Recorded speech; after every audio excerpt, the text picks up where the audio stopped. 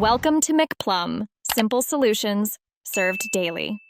You start by checking compression to quantify the problem and avoid guessing. Remove the plug, attach a 0-300 psi gauge, and crank the engine 4-6 rotations at full choke.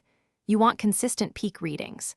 If readings are under 90 psi or significantly lower than the other cylinder, you have low compression. Once done, compare cylinders and note patterns.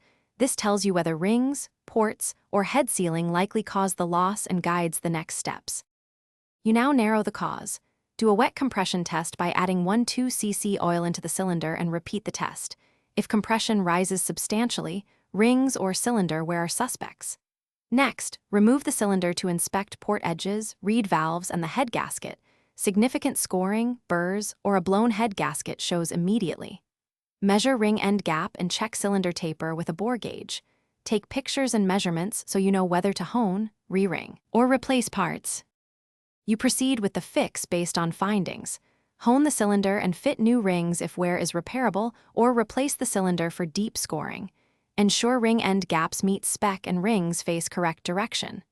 Replace the head gasket and any reed or crank seals, clean ports, then reassemble and torque fasteners to factory values. Once assembled, retest compression.